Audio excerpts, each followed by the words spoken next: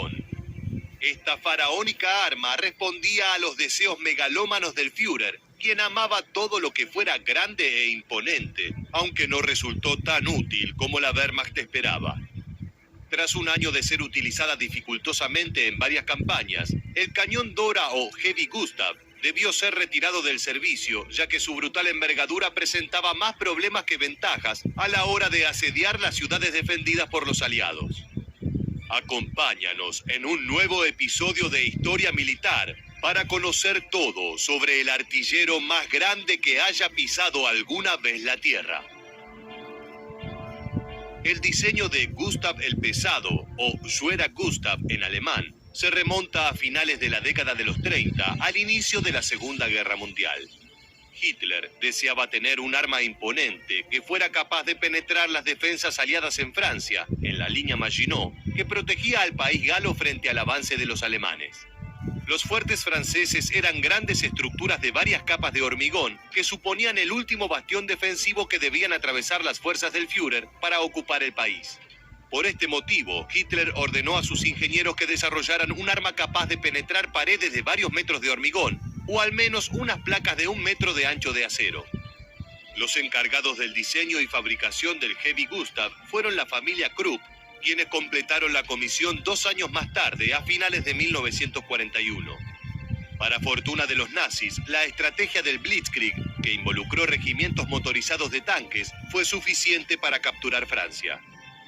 Cuando finalmente presentaron el Gustav, Hitler quedó fascinado. La inmensa mole de metal medía 47.3 metros de largo, 7.1 metros de ancho y 11 metros de alto. Su imponente cañón, que le brindaba un alcance efectivo de 40 kilómetros, se erigía hacia el cielo con más de 30 metros de largo y culminaba en una apertura de 80 centímetros. En cuanto a su munición, el Gustav utilizaba unas gigantes rondas de entre 4.800 hasta 7.100 kilogramos, con cargas explosivas variables entre 250 kilogramos y 700 kilogramos, pudiendo penetrar capas de hasta 7 metros de hormigón o 1 metro de acero respectivamente. Cada proyectil medía casi 4 metros de largo y su diámetro variaba entre 80 centímetros y 1 metro. Esto hacía que cualquier búnker fuera completamente vulnerable al demoledor golpe del Gustav, que descargaba los tremendos cartuchos de níquel y aluminio como el puño de un dios iracundo. Para que este titánico cañón destruyera las edificaciones más fortificadas de Europa, se necesitaban tan solo 7 disparos. Debido a los altos costos y tiempo de manufactura, tan solo se produjeron 2 unidades del Gustav, aunque solo se usó una de ellas, mientras que la segunda unidad, denominada Dora, probablemente jamás llegó a dispararse. Tras los duros esfuerzos, Gustav el Pesado vio por fin la batalla durante la Operación Barbarroja, en la cual Adolf Hitler invadió la Unión Soviética. Fue durante el asedio a Sebastopol que el cañón titánico fue requerido por la Wehrmacht. La ciudad, ubicada en la península de Crimea, estaba fuertemente defendida por la flota soviética del Mar Negro, una de las subunidades más grandes dentro de la Armada del Ejército Rojo. Por otra parte, la línea que protegía a Sebastopol estaba plagada de impenetrables fuertes de granito que le brindaban a los soviéticos una enorme ventaja estratégica frente a los alemanes, quienes, si bien los superaban en número, no podían más que estrellarse contra las enormes edificaciones de hormigón y metal. Cada incursión suponía una pérdida de elementos clave que elevaban día a día el costo de la campaña. Aún no se sabe por qué Hitler decidió embarcarse en un proyecto tan costoso sin haberlo probado anteriormente en batalla, aunque hay quienes señalan que los Gustav fueron producto de su megalomanía y ambición. ¿Y tú, cuáles crees que fueron los verdaderos motivos del Führer para impulsar la fabricación de varios megacañones? Déjanos tu opinión en la bandeja de comentarios.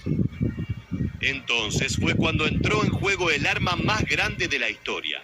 Durante meses, un equipo especial de ingenieros dirigió miles de trabajadores que tendieron vías ferroviarias hacia Sebastopol para permitir que el Gustav llegara a su destino. Debemos tener en cuenta, para comprender esto, que la titánica mole pesaba 1.350 toneladas, el equivalente a 60 tanques Panzer IV. Esto sin contar sus municiones, las cuales, como mencionamos, variaban entre 4.8 y 7 toneladas por proyectil. Si tenemos en cuenta que el Gustav podía disparar hasta 14 rondas por día y sería utilizado durante varios meses en la Unión Soviética, esto sumaba varios miles de toneladas más a modo de suministro. De hecho, el brutal peso del cañón y su particular diseño obligaron a los desarrolladores a tener que crear un tipo de vías especiales sobre las cuales no solo se transportaba, sino que también se realizaban las maniobras para posicionarlo antes de ser disparado. Con todo, la puesta en marcha del Gustav implicaba el trabajo de miles de personas para su movimiento, mientras que cientos de soldados trabajaban sobre la faraónica estructura para dispararlo. Las medidas y el apuntado debían ser precisos, como te puedes imaginar, ya que cada bala gastada costaba una fortuna y era sumamente difícil de reemplazar, ya que los suministros tardaban semanas en ser transportados de un punto al otro. Al mismo tiempo, su capacidad de fuego era limitada y se tardaban varias horas entre la preparación de un disparo y otro, lo que permitía que el cañón abriera fuego como máximo 14 veces al día. Con un 100% de precisión en cada ronda, el Gustav podía destruir 2 fortificaciones por jornada. Sin embargo, como mencionamos anteriormente, pese a su inmenso poder destructivo, el Gustav tenía muchos problemas operativos dentro del campo de batalla. Para comenzar, las dificultades para transportarlo no pasaron desapercibidas frente al alto mando militar alemán, quienes tal vez demasiado tarde se dieron cuenta de que con los esfuerzos de tiempo y dinero con que transportaban al Gustav, se podían movilizar batallones enteros de artillería pesada o tanques medianos. Aún más complejo era determinar su posición de tiro, para lo cual se necesitaba que los ingenieros tendieran los rieles especiales a una distancia de al menos 50 kilómetros del blanco. Una vez construida la estructura ferroviaria, el coloso de metal maniobraba siguiendo atentamente las instrucciones del cuerpo de apuntado, para luego posicionar su cañón en ángulo. Finalmente, el resto de los equipos operaban los distintos mecanismos que llevaban al disparo de un proyectil. También, es importante decirlo, debían aferrarse a algo. La mayoría de los soldados que trabajaban en el Gustav lo hacían sobre la gran estructura, como si se tratara de un edificio de 4 pisos que generaba un enorme retroceso, de manera que si no estaban bien sujetados, podían caer desde 10 metros de altura. Lo peor del retroceso era que se debía reubicar al Gustav para el siguiente disparo, además de que según el terreno, no solo podía moverse el cañón, sino que también los rieles. Pero la dificultad que llevó a que el mega cañón fuera retirado tuvo que ver con sus capacidades defensivas.